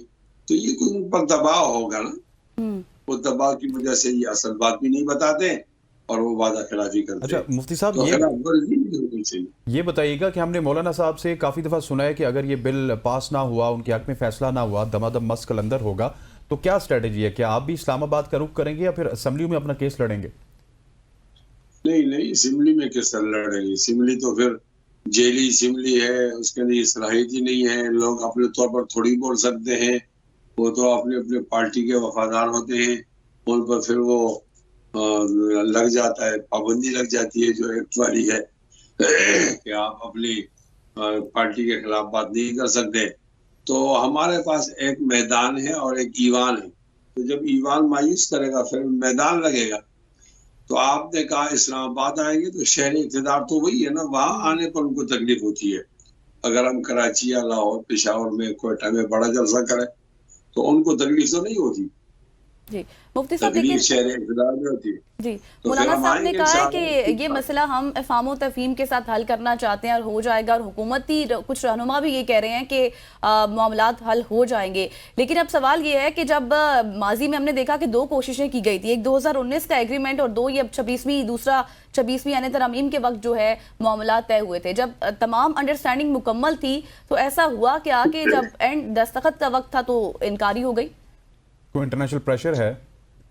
इंटरनेशनल नहीं, नेशनल है। 2019 में जो आप कह रहे हैं उसमें हमारा मसला हल नहीं हुआ था। एग्जैक्टली। उसकी वजह ये कि अकाउंट्स बंद हैं हमारे। अब जब एक इदारा चल रहा है, उसके अखराजात होते हैं, आप उसके अकाउंट बंद कर लेते हैं तो उनको तकलीफ होगी ना। फिर वो अपने अखराजात कहाँ रखेंगे? अकाउंट एक बुनियादी जरूरत है, तो हमारे ईमानदार को तो अकाउंट नहीं दिए गए, लिहाजा 2019 की बात तो न की जाए। अच्छा मुफ्ती साहब, आप पानी भी पी लीजिए, लेकिन अगर 2019 में आपका मसले मसाइल हल नहीं हुए थे तो शायद उस वक्त आपकी प्रायोरिटी में ये था कि किस तरह से खान साहब की गवर्नमेंट को गिराना है, क्योंकि उस वक्त तो इतनी ज़्यादा हमें तेज़ी नज़र नहीं आई जमीयत की जानिब से या फिर उलमा की जानिब से। उस वक्त तो किसी तहरीक का जिक्र नहीं किया गया। नहीं, 2 अलग अलग मामला है ना। हम मदारस के मामले को उलझाना ही नहीं चाहते थे। और सिर्फ खान साहब की बात नहीं है, हमारा ये मामला फंसा हुआ है। शुरू के अंदर जब बेनजीर भुट्टो आई थी, उसके बाद फिर पीपल्स पार्टी की हुकूमतें आई, मुस्लिम लीग नून, नवाज शरीफ, शहबाज शरीफ, खाकान अब्बासी और वजीर आजम गिलानी और वजीर आजम परवेज अशरफ, ये सब लोगों के हालात। तो इमरान का भी वही था। असल में ये जो वजीर आजम बेचारे होते हैं, ये तो बिल्कुल बेख्तियार होते हैं। ये एक नुमाइशी ओहदा है। उस नुमाइशी ओहदे की वजह से इनके पास इख्तियार होता नहीं है, लिहाजा ये वो वक़्त टपाव वाली पॉलिसी होती है। तो हमारा मसला हल नहीं हुआ मियां नवाज शरीफ के मौके पर, हमारा मसला हल नहीं हुआ खाकान अब्बासी के मौके पर, और हमारा मसला हल नहीं हुआ यूसुफ रजा गिलानी और अशरफ के मौके पर, और हल नहीं हुआ हमारा मसला इमरान खान के। यानी मदारस के मसले में ये तमाम एक पेज पर है। यानी ऐसा नहीं है कि इनमें कोई इख्तिलाफ है, आपस में इख्तिलाफ तो होता है, वो आप देखते हैं, लेकिन मदरसे के लिए ये एक ही पेज पर है, इनका एक जैसा रवैया होता है। अब ये जब जरदारी साहब हमारे साथ मान रहे थे तो दिल में ख्याल किया हो कि चलो धोखा कर लें उनके साथ। तो मैंने तो ये ख्याल है, तो कोई बात नहीं। तो वो जो उमूमी धोखा हमारे साथ हो रहा है, हमारी शक्लें इनको अच्छी नहीं लगती, हमारी तालीम इनको अच्छी नहीं लगती, हमारे मदारिस को ये बंद करना चाहते हैं और ये मदरसे के रास्ते में रकावट पैदा करना चाहते हैं, तो ये उसके वो ताखीरी हरबे है, इसका और कोई और माना नहीं है। और अभी ये वो कह रहे हैं कि हम कर लेंगे, ये हमारा वक्त जाया करते हैं। अब फौरन तारीख चलाना चाहते हैं, तो ये कहते हैं जी अब सेनेट का इजलास होगा, कौमी का होगा, फिर जॉइंट सेशन होगा, उसके अंदर फिर एक और तरमीम आ जाएगी। ये इससे हमारा मसला नहीं बनता। हम नई तरमीम की बात नहीं कर रहे हैं, हमसे जो पहला वादा हुआ है उसके मुताबिक होना चाहिए था। सदर साहब अक्सर सिर्फ हमारा बिल नहीं, अक्सर कभी कभी वो वापस भेज जाता है। उसके बाद क्या होता है कि 10 दिनों के अंदर अगर सदर साहब उस पर साइन नहीं करते तो ये खुद ब खुद एक्ट बन जाता है। फिर क्या करते हैं, फिर हुकूमत उसके लिए एक नोटिफिकेशन करती है, उसको गजट में शामिल कर देते। तो हमारे लिए तो दोनों गुनाहगार है इस मामले के अंदर। सदर अगर कहना है तो वज़ीर आज़म भी कहना है, उनसे तो मौका निकल गया, इनके पास वो मौका है, ये अभी अभी गजट में उसको शामिल करें, नोटिफाई कर दें, लेकिन ये भी नहीं कर रहे। तो आप भी समझ रहे हैं, हमारी ये बहन भी समझ रही है और मैं भी समझ रहा हूँ कि मसला कहाँ अटका हुआ। ठीक हो गया मुफ्ती साहब, थैंक यू सो मच हो जानेगा। सुबह की सोच साथ मौजूद थे मुफ्ती किफ़ायतुल्लाह साहब, जो कि मदारिस के हवाले से गपशप कर रहे थे और मदारिस बिल के हवाले से बात कर रहे थे, फिर मुल्क की सियासत के हवाले से भी उन्होंने बात की। यहाँ पर वक्त वो चाहता है एक शॉर्ट सी कमर्शियल ब्रेक का, फिर क्रिकेट के हवाले से बात करेंगे जहाँ पे पाकिस्तान के लिए बहुत सी अच्छी खबरें हैं। स्टे विद अस।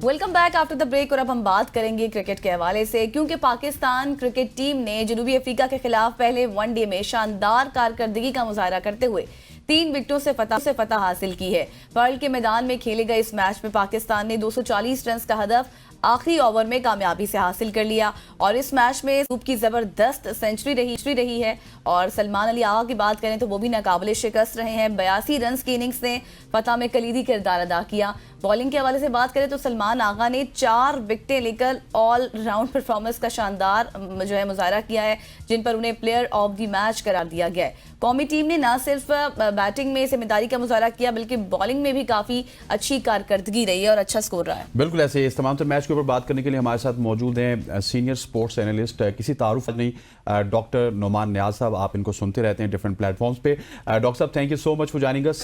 बड़ी अच्छी खबर है, साउथ अफ्रीका से पाकिस्तान ओडीआई में पहला मैच जीतने में कामयाब हुआ और जिस तरह रिजवान ने कहा था कि हमारी प्रायोरिटीज आजकल शायद ओडीआई क्रिकेट है, कुछ ऐसा ही होते हुए पाकिस्तान टीम के साथ नजर आ रहा है, क्योंकि साउथ अफ्रीका की दूसरी जानिब से मोर और लेस फुल टीम खेल रही थी, उसके खिलाफ अच्छी कारकर्दगी है पाकिस्तान की। डेफिनेटली जी, सबसे पहले तो इट्स ऑलवेज अ प्लेजर आप मुझे इनवाइट करते हैं। ये जो एक तो ये क्वाइट अनएक्सपेक्टेड था जिस तरह का हमारा बिल्डअप हुआ साउथ अफ्रीका में, और जो T20 इंटरनेशनल्स में हम 2-0 हारे और उसके बाद बारिश हो गई, एंड देन कॉम्बिनेशन जिस तरह लग रहा था इवन जिम्बाब्वे में भी उनकी वीक टीम के अगेंस्ट भी स्केची परफॉर्मेंसेस थी, वहाँ पे हम एक वनडे हारे थे। तो ये काफ़ी इंस्पायरिंग है कि आप ये, अगर हम इसको डायसेक्ट करें तो 2 या 3 चीज़ें आपके सामने आती हैं कि it was not only winning by 3 wickets, but एक तो ये पाकिस्तान ने बहुत हाईएस्ट ईयर पे compete किया, और इस मैच को अगर आप देखें तो ये बड़ा एक इंटेंस किस्म का मैच था और एक क्लासिकल वनडे इंटरनेशनल। पार्ल की जो पिच है, या 1-2 पिचेस हैं साउथ अफ्रीका में, किंग्सले की है या केप टाउन है या पार्ल है, जो कि एशियन टीम्स को सूट करती हैं, लो बाउंस होता है जहाँ पे कोई थोड़ा ब्रेक भी मिलता है, तो उसको हमने फुली कैपिटलाइज किया। अगर आप देखें टॉस हारना वाज अ बिग सेटबैक ऐसी पिच पे, और फिर जिस तरह डिजोजी ने और रायन रिकल्टन ने जिस तरह 10 ओवर्स में पावर प्ले में 70 कर दिया था, तो वो कम्प्लीटली एक लॉपसाइडेड जो एक प्री कंसीव था कि वो बेनिफिट ले गए हैं।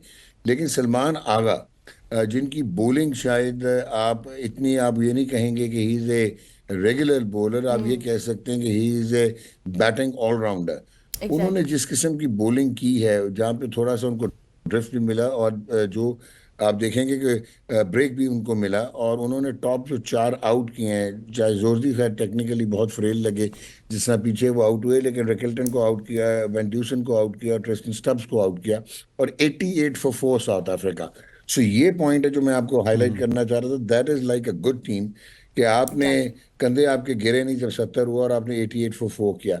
उसके बाद वो सर्वाइवल था फॉर साउथ अफ्रीका, और वो ऑनरे क्लासन ने फिर शीट एंकर ड्रॉप किया। तो जहाँ पे 290 295 पार स्कोर है, वहाँ पे आप बहुत आला बॉलिंग जैसा आपने कहा, वहाँ पे आपने उनको रिस्ट्रिक्ट कर दिया 239 पे। अनदर एस्पेक्ट इज कि रिजवान को, आप मोहम्मद रिजवान को क्रेडिट दें कि वो पावर प्ले में दोनों स्पिनर्स को लेके आ गए, इब्रार को भी और सलमान को भी, क्योंकि नसीम शाह एक्सपेंसिव हो गए थे, पहले 3 ओवर्स में उनको 23 रन पड़ गए थे। अनदर इंपॉर्टेंट एस्पेक्ट वाज कि इब्रार को पहले 3 ओवर में 24 रन पड़े, पहले ओवर में 2 बाउंड्रीज लगी, but the way he bowled in the middle overs, ये मिडिल ओवर की गेम होती है वनडे इंटरनेशनल्स, जो कि आप कहेंगे कि 20 में से 35वें ओवर तक जो टीम जो है प्रिवेल करती है वही पर आगे जाती है। तो that is how it has happened. Now chasing, मैं ये समझता हूँ कुछ वीक लिंक्स हैं जो बाद में डिस्कस कर लेंगे, but Saim Ayub is one property जो कि आप कह सकते हैं कि he has evolved and he has come of age. चाहे वो ऑस्ट्रेलिया में उन्होंने चेज में रन्स किए, चाहे जिस तरह वो खेलते हैं, वो खुला खेलते हैं, फ्लेबॉयंट हैं, लेकिन कल की जो इनिंग्स है दैट वाज अमेजिंग। वो according to the situation tailor की अपने उन्होंने शॉट्स को रिस्ट्रिक्ट किया, उन्होंने पेस को गिराया अपनी, और रिस्पॉन्सिबिलिटी के साथ ये 100 किया, probably one of the finest. अभी 98 नॉट आउट ये स्टैंडर्ड रह गए थे T20 में। He is getting run in South Africa, so he is there.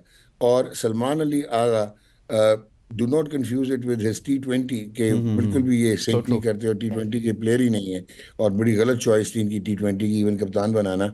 But one day में क्योंकि ये डीप बैटिंग कर लेते हैं, अपने आप को एडजस्ट करते हैं, कल बहुत आउटस्टैंडिंग खेले, और नसीम शाह वाज ब्रिलियंट। कुछ कबाहतें हैं जो कि हम डिस्कस कर सकते हैं, इफ़ यू से सो, मैं अभी बोल देता हूँ। बिल्कुल, तो हम वो पूछना भी चाहेंगे आपसे। अच्छा डॉक्टर साहब, जिस तरह से आपने अभी सलमान अली आगा की बात की है, साइम की बात की है, आउटस्टैंडिंग उनकी परफॉर्मेंस थी, लेकिन अब एक खिलाड़ी का जिक्र करना शायद जरूरी है, जो है बाबर आजम। वही रिवायती गलतियां, 23 रन बनाकर आउट, उस हवाले से क्या और मैं आप? थोड़ा सा एक पॉइंट भी ऐड करना चाहूंगा गजल की बात पे डॉक्टर साहब, कि बाबर आजम को भी आप समझना होगा, अगर आपकी विनिंग परफॉर्मेंसेस नहीं आ रही तो उनको एक रिप्लेसमेंट मिल रही है, हमें साइम अयूब की सूरत में एक मैच विनर मिल रहा है। सो जब तक उनकी बल्ले से परफॉर्म नहीं आएगा तो उनको वो अपना फैन क्लब भी तो हर्ट कर रहे हैं। नहीं, ये आपने बहुत अच्छी बात की, बाबर पे कर लेते हैं। सबसे पहले तो Saim Ayub is an opener, और बाबर अब ओपन नहीं करते। बाबर आपके टॉप एंड पे 3 पे खेलते हैं, 4 पे। अच्छा, बाबर एक जनरेशनल टैलेंट है, मान लिया, लेकिन प्रॉब्लम क्या है? या नो, दिस इज इंपॉर्टेंट कि रन्स नहीं हो रहे। I totally agree with you कि आप टेकन फॉर ग्रांटेड दे सकते कि अगर आप परफॉर्म नहीं करेंगे और आप अपनी रेपुटेशन पे खेलते चले जाएंगे। बाबर के साथ वही हो रहा है जो विराट कोहली के साथ हो रहा है।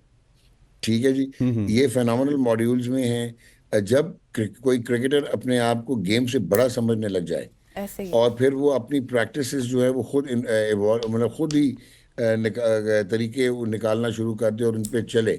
सो बाबर आजम आज से 2-2.5 साल पहले, जब तक वो कप्तानी के उस मौसम में नहीं फंसे थे, तो जो उनकी वीक लिंक्स होते थे वो उस पर काम करके आते थे और उनका क्रिकेट पे फोकस होता था। ये साफ लग रहा है कि जब वो उनकी कैप्टनसी के इश्यूज हुए, जो एक्सटर्नल इश्यूज हुए, इनका इंटरनल इशू है, और एक्सटर्नल जो है वो इनके प्रॉब्लम्स नहीं है, टेक्निकल प्रॉब्लम्स नहीं है, इनके इंटरनल मेंटल सैचुरेशन और मेंटल इश्यूज हैं। जब इन्होंने वो प्रेशर्स लिए और इनका फोकस क्रिकेट से हटा और इनका क्रिकेट की सियासत पे और आउटसाइड द ग्राउंड चला गया, वहां पे जो है आप डीफोकस हुए और फिर आप एक विशियस साइकिल में फंस जाते हैं। इनसे रन्स नहीं हो रहे, ये बहुत अपनी बॉडी से दूर खेल जाते हैं। सो ये एक्सपेक्ट नहीं आप करते, ये जो जनरेशन टैलेंट्स होते हैं, कोहली या Babar Azam. So you are so very right, high time Babar delivers, otherwise. अच्छा, बाबर की इस वक्त अनफॉर्चुनेटली, ये मैं कोई उसकी साइड नहीं ले रहा, पाकिस्तान में अब भी कोई रिप्लेसमेंट नहीं है when it comes to the quality part, not the quantity part, जो जितना वो अच्छा क्रिकेटर है। But Pakistan management and everybody should take it very seriously. Babar से बात करनी चाहिए, he is not performing, and I totally agree कि एक आधी इनिंग्स आगे पीछे और हुई तो he will not be warranting a place. वो उनकी लक है कि इस वक्त आपका बेंच नहीं है। यही मैं आपसे बात करने जा रहा था कि अब्दुल्ला शफीक पैची ब्रिलियंस के साथ हमें नजर आए हैं कि कभी वो रन्स करते हैं, कभी नहीं करते। सो आपको फखर जमान चैंपियंस ट्रॉफी में ओपनर लाना पड़ेगा अगर आपने अपनी बेस्ट डॉक्टर टीम साहब एक खिलानी बात है। आपको बताऊं कि मैं और गजल अभी डिसाइड कर चुके थे कि अगला सवाल नुमान साहब से ये करना है कि अब्दुल्ला शफीक परफॉर्म नहीं कर रहे, फखर को जमान वापस की लाना वापसी होनी चाहिए। चाहिए, और पीछे हम डिसाइड कर चुके थे कि हम वो बाबर के हवाले से बात करेंगे जो आप करने लगे थे। आप हमारे माइंड्स को पढ़ चुके हैं। जबरदस्त। अच्छा, अब ये जो आप बात कर रहे हो ब्रिलियंट, इसमें फखर हर हालत में आता है जी। आप ईगोस को साइड पे रखें, he is your best player, batter, impact player है, वो ओपन करे साइम के साथ, और अब्दुल्ला शफीक चले जाता है as a third opener on the bench. Exactly. ठीक है, क्योंकि शान मसूद की लिस्ट एवरेज बहुत अच्छी थी, लेकिन अब आप क्योंकि वो रन में नहीं है, आपने उसको नहीं रखा हुआ वाइट बॉल से, तो आप अब्दुल्ला शफीक को रखें बेंच पे। इसी तरह Irfan Niazi has all the talent, लेकिन इरफान नियाजी को आप ज़ाया कर रहे हैं, उसको भी ख़राब कर रहे हैं, क्योंकि आप उसको ऑलमोस्ट टेल एंडर खिलाते हैं। सो वो एक मिडिल ऑर्डर कोर आपकी बन सकती है। तो आप इरफान नियाजी की जगह आपको एक इनिंग्स बिल्डर चाहिए, जो कि एशियन कंडीशंस में, लोग कहते हैं कि जी पीछे के बॉल के इशू हो तो सारों को ही, चाहे कमरान गुलाम है तो चाहिए सारे हैं। सो आप जब चैंपियंस ट्रॉफी एशियन कंडीशंस में हो रही है, पाकिस्तान में हो रही है, तो आप साउथ शकील को मिडिल ऑर्डर में लेके आएं और इरफान को आप बेंच करें, ताकि बैकअप होगा आपके पास। बहुत टैलेंटेड है अब्दुल्ला भी और इरफान भी। So that is very very important and integral कि आप बेंच कितना तगड़ा करते हैं और आपकी प्लेइंग 11 कितनी सोर्टेड होती है। कमरान गुलाम में not be an ideal candidate सीना कंट्रीज में या साउथ अफ्रीका में, थोड़े से उनके टेक्निकल मसाइल हैं, बट आउटस्टैंडिंग वो रन चलाते हैं। So he should be part of the Pakistan team, आपकी ये जो चैंपियंस ट्रॉफी के लिए जाएगी। अगर आप इस तरह के बैलेंस को पूरा कर लें, then at least you will be well equipped. फिर एक और मुझे समझ नहीं आती, हम एक्सेंट्रिक क्यों हो जाते हैं। नसीम शाह ने बरहा प्रूव किया है। देखें, मैं आपको आज एक बात करता हूँ कि बॉलर तो वो कमाल है ही है। शाहिन शाह अफरीदी को आप क्यों ऑलराउंडर बनाने की कोशिश कर रहे हैं, उसमें नहीं है। आप नसीम से ऊपर कैसे भेज सकते हैं? नसीम ने आपको अफगानिस्तान के अगेंस्ट 2 मैचेस जिताए हुए हैं, एक आधा पीछे भी इसने जिताया था, और अब आप देखें कल भी the way he batted, Salman Agha क्या कर लेते अगर दूसरे एंड से फारिग हो जाते जो। अच्छा, फिर आपने गौर किया होगा, आपको माइक में, स्टंप माइक्स में आवाजें आ रही थी, वो आवाजें आगा शो तो इजी हो करती जा, थी। तो इजी हो जा, अभी 2 बॉलें पड़ी हैं, इजी हो जा। हाँ, एग्जैक्टली। सो मैच से पहले या मैच के बाद तो सारे हकीम लुकमान और प्रधान बन जाते हैं, बट क्रिकेट अवेयरनेस और ड्यूरिंग द मैच आपका इतना सेल्फ बिलीफ होना और इतना अलर्ट होना कि आपको ये सारी चीज़ें नज़र आ रही थी, वो जो आप सुन रहे थे। सो आई थिंक कि हमें थोड़ी सी ट्वीकिंग की अब ज़रूरत है, एंड आई इन कंडीशंस में प्रॉबेबली हम काफ़ी सारे इररेलेवेंट हैं T20 क्रिकेट के साथ तो, लेकिन वनडे में इन कंडीशन में शायद हम एक अच्छी कंपेटिटिव टीम बन के उभर सकती हैं चैंपियंस ट्रॉफी। बिल्कुल एग्जैक्टली ऐसे। डॉक्टर साहब, मोहम्मद रिजवान के हवाले से आप क्या सोचते हैं? Why is not performing as a batsman? Okay, Rizwan की ये 2-3 चीज़ें हैं। एक तो ये कि ही हैज़ परफॉर्म्ड इनक्रेडिबली, हम वो भूल जाते हैं कि उसने बहुत, उसका 1-1.5-2 साल जो है बहुत आस्टाउंडिंग गुजरे, top of the line tier performances रहीं। दूसरा, उसकी एक लिमिटेशन है कि उसने जितने भी रन्स मिल करने होते हैं वो ऑफ साइड पे नहीं कर पाता, इन वाइट बॉल में कह रहा हूँ, और वो खींचता है ऑफ साइड की बॉल को भी लेग साइड पे, और अपनी कंफर्ट जोन में आने की कोशिश करता है। तो आजकल जब रियल टाइम डेटा चल रहा होता है, जब मैचअप्स चल रहे होते हैं, तो उसमें आपकी जो दूसरी टीम्स हैं वो पकड़ लेती हैं। He is going through run of very low scores and poor form. और दूसरा ये कि ऑब्वियसली मैं ये नहीं कहूँगा कि कप्तानी का बर्डन है, बट कप्तानी की डिस्ट्रैक्शन होती है। और रिजवान वनडे में तो शायद आपको इक्वेट होता हुआ नज़र आएगा, लेकिन T20 में तो यानी कि जो उनका बैटिंग स्टाइल है वो लेकिन गलत डॉक्टर साहब नंबर के एक ऊपर थोड़ा सा बैटिंग मैं, आप अगर रियल टाइम में भी देखेंगे ना, मैं एक मिसाल आपको अपनी दे देता हूँ। आपका कॉट बिहाइंड है, आपके बड़े अच्छे व्यूज आते हैं, पूरा पाकिस्तान देखता है। अगर कॉट बिहाइंड के 1 महीना व्यूज ना आए तो आप सोचेंगे यार मुझ में खराबी है, राशिद भाई में है, या यार जिस एपिसोड में हम कामरान मुजफ्फर को बुलाते हैं ना वो ज्यादा चलती है। सो कहीं ना कहीं पे एक जो पार्ट है रिजवान का एज ए बैटर, वो हमें परेशान तो जरूर करेगा। हालांकि वो परफॉर्मर तो हैं, लेकिन अभी वो रन नहीं कर रहे, स्टक हो जाते हैं। एब्सोल्युटली, मैं टोटली एग्री कर रहा हूँ। मैं भी आपको यही कह रहा हूँ कि he is going through run of poor form. और दूसरा, वो T20s में नहीं, अब जो उनका टेम्पलेट है वो ऑब्सोलीट हो गया, वो खत्म हो गया। ऐसे। बाबर का भी जो टेम्पलेट था T20 का वो खत्म हो गया, क्रिकेट इवॉल्व हो गई T20 की। वहाँ पे वो बिल्कुल ही आपको नज़र आता है कि रिलेट ही नहीं आप कर पाते। और ये वनडे में ये है कि जब अगर इनकी परफॉर्मेंस नहीं होगी, ये प्रेशर ऐड होता चले जाएगा, ये विशियस साइकिल है, and he has to come out of it. Probably is thinking too much, and he is not being able to focus जहाँ पे इनको रन्स करने हैं। टोटली एग्री कि ये बहुत इंटेग्रल है। आपके दोनों मेजर जो प्लेयर्स हैं वो अगर टीम में, मैं तभी तो बात की है कि आप साउथ शकील को लेके आए ताकि वो इनिंग्स लंबे करे, नीचे आगा आ जाएगा, because he is an allrounder. सो हमारी ये बात सोच क्यों आई है? सोच इसलिए आई है कि अब हमारा वो जो ट्रस्ट था 100% ब्लैंक ट्रस्ट। डॉक्टर साहब, मैं चाहता हूं कि वैसे आप बहुत इन डिटेल इस पे बात करना चाहेंगे, लेकिन ऊपर से हमें बता दिया गया कि आपके पास 1 मिनट है। हम आपको कहेंगे आपके पास 30 सेकंड्स है। सर, ये चैंपियंस ट्रॉफी की अनाउंसमेंट कहाँ पे फंसी हुई है? रोज हम यही सुनते हैं, आज अनाउंसमेंट हो जाएगी। चैंपियंस ट्रॉफी की अनाउंसमेंट हो जाएगी। वो सब कुछ सेटल्ड है, जो आपको पता है सारा फ्यूजन मॉडल का। वो पाकिस्तान ट्राई कर रहा था, इनकी कोई कमर्शियल डील नहीं बन रही थी, दुबई में बहुत महंगा पड़ रहा था, दूसरा इनकी कोई पिछले बैकलॉग था फाइनेंशियल, तो उसका प्रॉब्लम था। कोलंबो करवाना चाह रहे थे, जो आईसीसी ने ना कर दिया, और होगा दुबई में।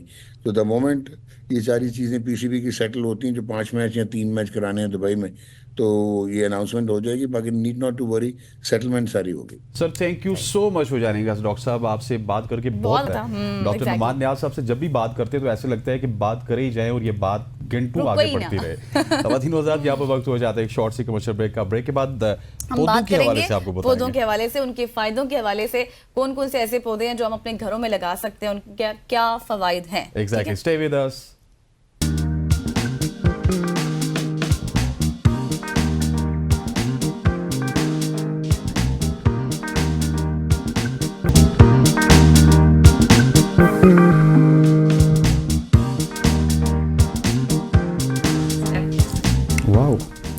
वाओ, स्टार्ट कीजिए।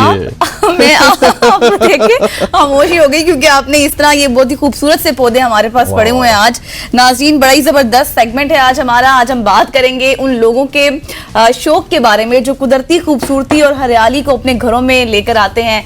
अक्सर लोग घरों में पौधे लगाने के शौकीन भी होते हैं, और लेकिन बाज़ औक़ात क्यारियों की जगह ना होने के बाइस वो गमलों में पौधे लगाकर अपनी मोहब्बत का इजहार करते हैं। और आजकल तो ये रुझान बढ़ता जा रहा है कि लोग कमरों में, बावर्ची खाने में, यहाँ तक कि अपने फ्लैट्स में जो महदूद होते हैं वहां पर भी पौधे लगाते हैं। और लेकिन सवाल ये है कि क्या ये पौधे वाकई हमारी सेहत और माहौल पर मुस्बत असर डालते हैं? घरों के अंदर पौधे लगाने के क्या फायदे हैं? क्या ये फ़ज़ाई आलूदगी को कम कर सकते हैं, या फिर इनके कुछ नुकसानात भी हो सकते हैं, क्योंकि कुछ लोगों को इरिटेशन भी होती है। आपने कहा कि इनके फवायद क्या हैं, तो आप ये देखिए कि सुबह से हम शो कर रहे हैं, लेकिन जितनी ज्यादा एनर्जी इन पौधों को देखने के बाद मुझ में आपको नजर आई है। मैं बात कर रही थी और आप एक एक पौधा उठा रहे थे, तो मैं बड़ी यूनिकनेस चेक कीजिए, है ना? और मतलब ये कितना इजी होगा लगाना भी। और हमारे साथ मौजूद है उस्मा हमायूं साहिबा, जो कि पौधों का शौक भी रखती हैं, इनकी मालूमात भी रखती हैं, और हमने इनको स्टार्ट में बताया कि हम सब आपसे जानना चाहेंगे। Usma, thank you so much for joining अस।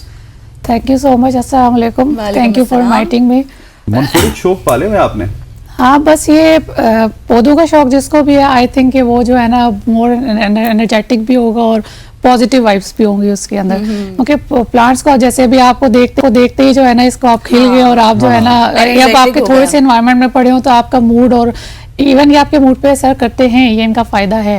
और प्लांट्स हमने खुद भी देख लिया कि किस तरह से हमारा मूड जो है एकदम से चेंज हो गया। बिल्कुल, इनके फायदे बहुत ज्यादा है, क्योंकि बहुत सारे लोग हैं जो भी नहीं जानते कि इनके काफी सारे फायदे हैं जो इंडोर्स रखने में।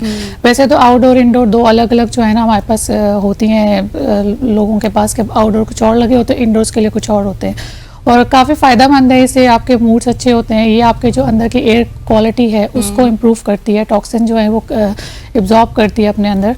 इसके अलावा जो है ना, ये आप अगर अंदर लगाएं तो इवन 2014 में एक रिसर्च हुई थी जिसमें ये बताया गया था कि अगर आप लोग अपने ऑफिस वर्क प्लेस पे रखते हैं तो 15% जो आपका जो एम्प्लॉयज़ हैं उनकी जो है ना परफॉर्मेंस में डिफरेंस पाया गया था। जी जी बिल्कुल। तो ये तो आप जहाँ पे भी रखें, जिस जगह पे भी रखें, क्योंकि ऑक्सीजन जनरेट करते हैं और आपके जो कार्बन डाइऑक्साइड है वो ऑब्जॉर्ब करते हैं, तो ये तो आपके लिए बिल्कुल फायदेमंद ही हुए। ऐसे ही है। अच्छा उस्मा, ये आप इतने सारे और खूबसूरत पौधे लेकर आई हैं, मैं तो इनकी मतलब जिस तरह से डेकोरेशन हुई है इससे भी बहुत ज्यादा इंप्रेस हो गई हूँ। मुझे आप ये बताएंगी कि ये कौन सा पौधा है और ये किस तरह से इसको जो है वो हम लगा सकते हैं, और कहाँ पर, घर के अंदर, कमरों में भी लगा सकते हैं? बिल्कुल, कमरों के अंदर लगाए। कमरों के अंदर ये सारे जितने भी प्लांट्स पड़े हैं, इसमें स्नेक प्लांट है, इसमें कैक्टस है, इसमें जो है ना ये जो आपने उठाया था ये हवर्तिया, ये भी कैक्टस की फैमिली से है, इसके अलावा सिंगोनियम, ये सब जो है ना इंडोर प्लांट्स है। यस, प्लांट्स की बहुत ज्यादा वैरायटी है, बहुत ज्यादा किस्में, तो उनके बच्चे भी होते हैं, फिर आप उनको सेपरेट करके आप उनकी अलग से फैमिली भी बना सकते हैं, जैसे आप लोग इंसानों में, जानवरों में होते हैं, सब पौधों में भी ये सब चीजें होती हैं। तो अच्छा, स्नेक प्लांट जो है ये तो बहुत ही फायदेमंद है। मैं हर किसी को रेकमेंड करती हूँ कि अपने घर में इवन बेडरूम्स में रखें। ये स्नेक प्लांट जो मैंने उठाया था, ये दिस वन, ये वाला, और ये जो बीच में एक पड़ा हुआ है छोटा, तो ये यस ओके, क्योंकि ये जो है ना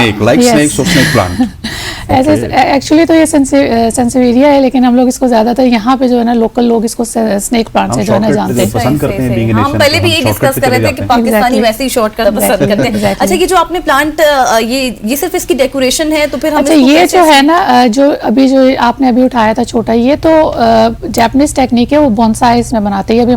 अभी हमने नया इंट्रोड्यूस करा है। ये एक्चुअली जो है ना ये मॉस और मिट्टी में बनता है। हाँ जी, इसके अंदर पहले मिट्टी है, उसके बाद मॉस है, और उसके बाद जो है ना इसको डेकोरेट किया गया, क्योंकि समटाइम लोग पॉट नहीं पसंद करते रखने, तो ये सामने पड़े हुए बहुत अच्छे डिस्प्ले में बहुत खूबसूरत लगता है। बहुत, मुझे तो, मैं इससे बहुत ज्यादा ही अट्रैक्ट हुई हूँ और बहुत ही मुझे प्यारा लग रहा है। यार अच्छा, इधर छोड़ दें, जेब में ना डालिएगा, फिलहाल पूछने दीजिए। अच्छा, पौधों का शौक क्या हर शख्स रख सकता है? बिल्कुल, मेरे ख्याल से नहीं, इतना एक्सपेंसिव नहीं है, आपके शौक की बात है, लेकिन एक चीज है कि पौधों की केयर करनी पड़ती है। एग्जैक्टली, आप जो भी चीज आप रखते हैं उसकी केयर करनी पड़ती है। इवन पौधों के साथ आपकी फ्रेंडशिप हो जाती है, आप उसके साथ बातें करते हैं, और आपके अगर आपको मेंटल हेल्थ, आपके कोई इश्यूज है या आपको स्ट्रेस है, कुछ है, तो आप पौधे रखें और आप घर में देखें आपके मूड्स कैसे चेंज होते हैं। बहुत सारे लोग सोचते हैं कि ये एक महंगा शौक है, इसके लिए आपको बहुत बड़ी जगह चाहिए। आपका अगर बहुत बड़े किनालों में, एकर्स में घर होगा तो फिर होगा, छोटा घर होगा, छोटा कमरा होगा, तो हम नहीं रख सकते। शहरों के घरों में हम किस तरह इतने पौधे रखेंगे? ये मिथ है या इसमें कोई हकीकत है? नहीं, ये तो सिर्फ मिथ ही है। आप बिल्कुल छोटा सा, आपका बिल्कुल अपार्टमेंट हो जो 5 मरले का, ये शायद उससे भी छोटा, आप उसमें भी पौधे रख सकते हैं। आप सिर्फ एक कॉर्नर चूज कर ले, आप जरूरी नहीं पूरे घर में फैलाएं, एक कॉर्नर चूज कर ले और उस कॉर्नर पे आप जो है ना छोटे छोटे गमले ले लें, जरूरी नहीं कि बहुत बड़े बड़े लें। एक आध बड़ा रखे, बीच में छोटे छोटे रखे, तो आप देखिए उस जगह की लुक ही चेंज हो जाती है, बल्कि वो आपके सारे एनवायरनमेंट को जो है ना एक पॉजिटिव वाइब्स भी देते हैं, और उसके अलावा आपका जो है ना ग्रीन तो वैसे ही आपके लिए एक जबरदस्त एनर्जी आपको प्रोवाइड करता है। अच्छा उस्मा, जिस तरह से आपने ये डेकोरेशन बड़ी प्यारी की हुई है, तो ये आप इसमें भी आप महारत रखती हैं और खुद ही डेकोरेशन करती हैं घर में बैठकर? हाँ, ये सारा काम मैं खुद ही करती हूँ, मेरा अपना ही शौक है। 2018-19 में ये शौक कुछ ज्यादा जो है ना वो परवान चढ़ा, और उसके बाद जो है ना मैंने दोबारा प्लांटेशन में जो है ना प्रॉपर, मतलब अब हर प्लांट के बारे में पता है, इंडोर आउटडोर, इवन गार्डन्स के अंदर आपने कौन से रखने। स्नेक प्लांट का मैं आपको बता रही थी जो बीच में रह के, बेडरूम्स में मैं रेकमेंड करती हूँ कि जरूर रखें, क्योंकि ये अगर पूरी रात जो है ना ऑक्सीजन जो है ना वो प्रोवाइड करते हैं, और आपके आप 2 कमरे में अगर 2 बंदे सो रहे हैं तो कितने कार्बन डाइऑक्साइड जो है ना वहाँ पे रिलीज हो रही है, तो ये उसको एब्जॉर्ब करते हैं और पूरी रात आपको ऑक्सीजन, क्योंकि दरवाजे खिड़कियां भी बंद है, समटाइम एसी चल रहा होता है तो सब कुछ बंद होते हैं। हाँ, एक चीज है कि पौधों को अंदर रखना है तो इनको साफ भी रखना है, जो इनके ऊपर डर्ट आती है उसको आपने क्लीन करना है साफ कपड़े से, क्योंकि फिर ये अपना वो काम नहीं कर सकते जो हम जिस मकसद के लिए हमने इनको अंदर। अच्छा, मुझे सबसे इंटरेस्टिंग उसमें ये लगा कि जब हमारे कोऑर्डिनेटर की आपसे मुलाकात हुई तो उसने कहा कि उनके पास हर जगह के लिए, बेडरूम के लिए अलग पौधा है, इवन उसने वॉशरूम का भी जिक्र किया कि वॉशरूम में भी आप कोई पौधा रख सकते हैं जो वहाँ के एंटी बैक्टीरियल टाइप उसकी कोई वाइब्स होती है। वॉशरूम में तो आप रख सकते फर्न रख सकते हैं, मनी प्लांट रख सकते हैं, इस तरह का कोई भी प्लांट आप रख सकते हैं जो वाटर बेस्ड हो, जिसको ज्यादा, क्योंकि बाथरूम में ज्यादा पानी और उसका मॉइस्चर होता है, तो इस वजह से कोई ऐसा ही प्लांट सूट करता है और वो वाकई उसके मॉइस्चर को कंट्रोल रखता है बाथरूम से। इवन कैक्टस के बारे में आप रिसर्च कर रहे हैं तो कैक्टस जो है वो, अगर जो आपके गैजेट्स हैं, आपका लैपटॉप हो गया, आपके माइक्रोवेव्स हो गया, आप अगर इनके पास रखें तो बैड जो उसकी वेव्स हमारी बॉडी को हार्मफुल हमारे लिए है, वो इसको एब्जॉर्ब करते हैं। तो ये आपके ऑफिस डेस्क पे या आपके किचन के काउंटर पे पड़ा हो तो ये आपके लिए बहुत फायदेमंद है और खूबसूरत भी बहुत लगता है। बिल्कुल। अच्छा, ये बताएं कि बीमारियां भी कुछ ऐसी हैं, क्योंकि मैं जब बहुत से लोगों के साथ बैठती उठती हूँ तो वो मुझे कहते हैं कि हमने ये पौधे रखे हुए हैं अपने घर में, अपने कमरे में, तो ये बहुत सी बीमारियों से भी निजात देते हैं। ऐसी कौन सी बीमारियां हैं जिसको ये काउंटर करते हैं अगर हम अपने कमरों में रखें तो? अच्छा, एलर्जीज का भी इस पे भी रिसर्च हुई है कि एलर्जीज के लिए भी अच्छे हैं, लेकिन कुछ एलर्जीज हैं जिनमें पौधे रेकमेंड नहीं किए जाते, जो जैसे पोलन वाले जो प्लांट्स है वो आप नहीं कर सकते, उनको प्लांट्स को अंदर रख सकते, लेकिन काफी सारी एलर्जीज हैं जो इससे क्योर आप कर सकते हैं इन प्लांट से, तो वो आप अंदर डिफरेंट जगह पे रख दे, लेकिन उसकी वही बात है कि रिसर्च करके कौन सा प्लांट आपने अंदर रखना है और कौन सा नहीं रखना, क्योंकि इंडोर प्लांट्स में सारी वैरायटी एक्टिविटीज़ नहीं आती, क्योंकि इनको लाइट भी चाहिए होती है। इंडोर प्लांट्स आप इंडोर में वो रख सकते हैं जिनको लाइट और एयर थोड़ी सी कम चाहिए होती है। वैसे तो हर प्लांट को जो है ना लाइट और सूरज की रोशनी जो है ना वो चाहिए होती है, तो हफ्ते में 1-2 दफ़ा बाहर रख दें उनको सनलाइट पे, लेकिन एलर्जी से क्योर करते हैं आपके। उसमें अगर एक शख्स को शौक है पौधे रखने का और उसको नॉलेज नहीं है कि कहाँ से पौधे लाए जाएं, किस तरह से रखे जाएं, कौन सा पौधा आपके ड्राइंग रूम में चलेगा, कौन सा टीवी लॉन में चलेगा, कौन सा आपके बेडरूम में या फिर वॉशरूम जिसका मैंने बात की, तो उसको ये तमाम नॉलेज कहाँ से मिल सकता है?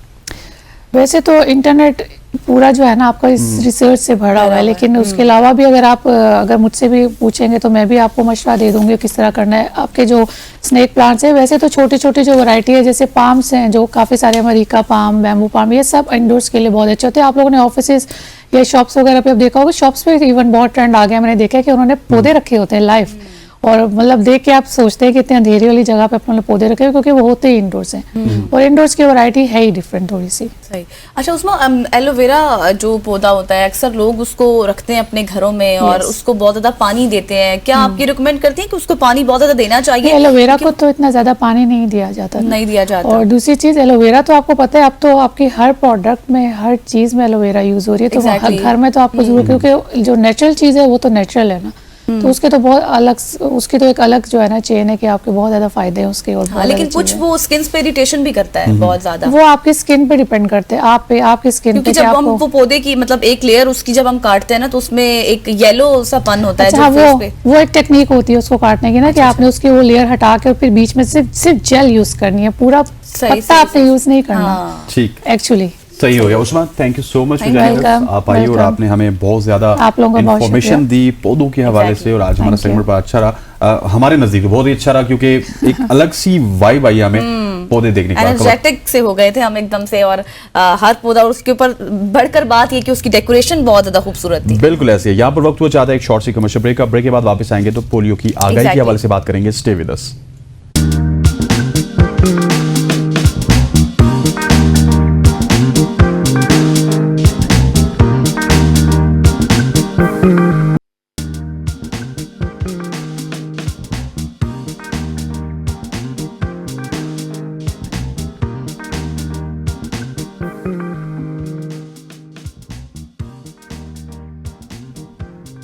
Welcome back after the break. और ब्रेक से पहले जैसे हमने आपको कहा था कि अब हम बात करेंगे पोलियो के हवाले से। पाकिस्तान दुनिया के उन 3 ममालिक में शामिल है जहां पोलियो अब भी मौजूद है। साल 2024 की अगर बात करें तो मुल्क भर से बेशुमार पोलियो केसेस रिपोर्ट हुए हैं, जो एक खतरनाक सूरत हाल की निशानदेही करते हैं।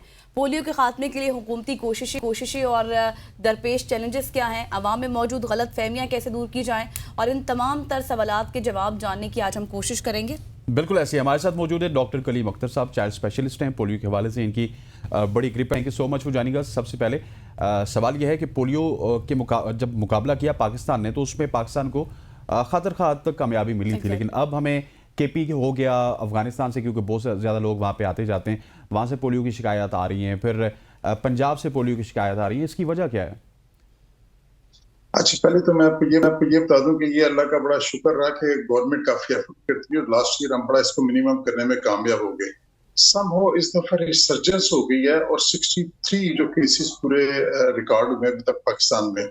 इसके साथ साथ अफगानिस्तान के अंदर 25 हो गए, और पाकिस्तान में जो बढ़ रहे हैं बेसिकली वो ज्यादा प्रॉब्लम यही है कि हमारी क्रॉस बॉर्डर जो है ना विजिलेंस, वो जरा थोड़ी कमजोर है, और केसेस हमें आ रहे हैं। दूसरी बात ये कि ये जो लोग हमारा बढ़ रहा है, हम अभी तक मिथ्स को क्लियर नहीं कर सके लोगों की बेहतर तरीके से, कि वो ये समझते हैं कि वैक्सीन के अंदर या तो कुछ केमिकल्स हैं या कोई इनफर्टिलिटी कॉज करते हैं। इसके साथ साथ जो कंपेन कर रहे हैं ऑल ओवर द पाकिस्तान, उसमें सिक्योरिटी थ्रेट्स हमें बहुत ज्यादा है।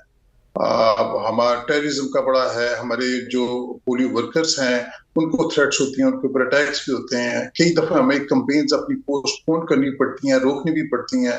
अभी भी आपको पता है कि बलूचिस्तान में हम 16 को शुरू नहीं कर सके, एक दिन बाद हमें शुरू करनी पड़ी।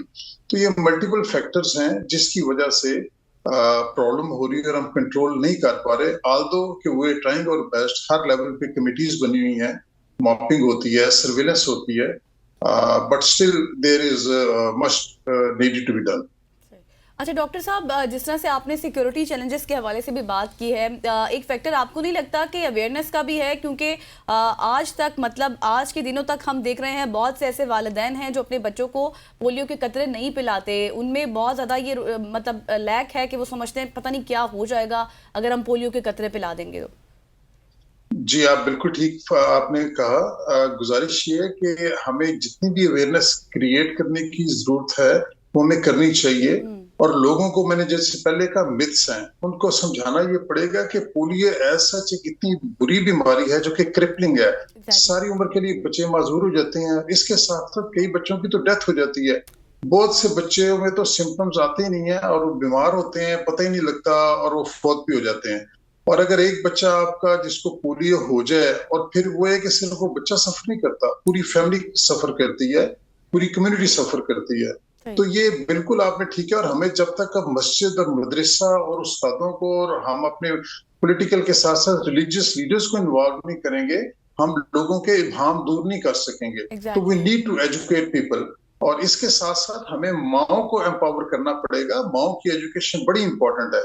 इफ अ मदर थिंक्स के जी उसको जरूरी है बच्चे को पोलियो पिलाना और वो डिटरमिन्ड है, तो वो इंशाल्लाह जरूर इसको कर लेगी। तो हमें ये मल्टीपल चीजें करने की जरूरत है। अच्छा, that is a very good point जो आपने मदरसे के हवाले से बात की। हमारी बहुत बड़ी कम्युनिटी आज भी मदरसे में जाती है, लेकिन वहाँ पे अनफॉर्चुनेटली हमने देखा है कि मिस ज़्यादा देखने को मिलती हैं। उनको किस तरह से एजुकेट कर सकती है? क्या गवर्नमेंट लेवल पे उनसे फिर बात की जाए कि आप भी पोलियो की आगाही की मुहिम चलाएं या फिर अपने बच्चों को आगाह करें? जी बिल्कुल ऐसी है। आप ये देखें कि जब तक सारे स्टेक होल्डर्स एक पेज पे नहीं होंगे, स्पेशली हमारा जो रिलीजियस तबका है, अनफॉर्चुनेटली मैं समझता हूँ कि वो इल्म की तो कमी नहीं होती, लेकिन उनको चीजों का सही अदराक नहीं है कि वो किस लेवल की प्रॉब्लम क्रिएट हो रही है इसकी वजह से। तो मेरा ख्याल है कि जो जितने भी हमारे सीनियर रिलीजियस पीपल हैं, उन सारों को एक ज्वाइंट की मीटिंग होनी चाहिए, गैदरिंग होनी चाहिए। उसमें उनको प्रॉपर एजुकेट किया जाना चाहिए, अवेयर किया जाना चाहिए, और उसके बाद उनकी हेल्प सीख करनी चाहिए कि वो जब तक साथ मिलेंगे नहीं, हमारी बहुत बड़ी लॉट है जो कि इससे इफेक्टिव होगी। और अगर देखें एक बच्चा भी आपका रह जाता है और सिस्टम के अंदर पोलियो वायरस चल रहा है, तो उससे आप पता है 200-300 इर्द गिर्द के बच्चे भी सफर करते हैं। इसलिए हमें लाजमी, और उस्तादों को, टीचर्स को, मदरसास को, मस्जिद को भी हमें फोकस करना चाहिए कि वहां पे जब खुतबे भी होते हैं, और इमामों को भी चाहिए कि वो इसकी अवेयरनेस के अंदर हमारा साथ दें। इसके लिए गवर्नमेंट का मैं समझता हूँ ये रोल है कि कोई लेजिस्लेशन होनी चाहिए और पाबंद कर दें। जैसे मिसाल के तौर पे सऊदीया में या कई और मुल्क में होता है कि आपको स्पेसिफिक बताया जाता है कि आपने इन चीजों को हाईलाइट करना है। तो अगर गवर्नमेंट ये करना चाहे और कर दे किसी तरीके से कि कुछ स्पेसिफिक चीजें ऐसी हों जिसपे कोई कॉम्प्रोमाइज नहीं है। और आप ये देखें ना, पाकिस्तान के अंदर और अफगानिस्तान में सिर्फ रह गया, सारी दुनिया ने इसी वैक्सीन से इलाज किया है। और अगर हर जगह पे ये मिथ सारे लोगों को होती तो क्या वहां से खत्म हो सकता था पोलियो? कभी भी नहीं हो सकता था। और यही बात समझाने की जरूरत है कि अगर इसके अंदर पोलियो वैक्सीन में कोई प्रॉब्लम होती तो सारी दुनिया पोलियो फ्री ना हो जाती। तो वैक्सीन में प्रॉब्लम नहीं है, हमारे माइंडसेट के अंदर प्रॉब्लम है। बिल्कुल ऐसी है, वैक्सीन में प्रॉब्लम नहीं है, हमारे माइंडसेट में प्रॉब्लम है। डॉक्टर साहब, thank you so much for joining us. Doctor साहब हमारे साथ मौजूद थे जो कि पोलियो के हवाले से हमें आगाह ख़वातीन व हज़रात। आज की सुबह की सोच से इतना ही। इंशाल्लाह कल मुलाकात होगी। कल तक के लिए मुझे, गज़ल को और हमारी पूरी प्रोडक्शन टीम को इजाज़त दीजिए। अल्लाह ने के बान। अल्लाह हाफ़िज़।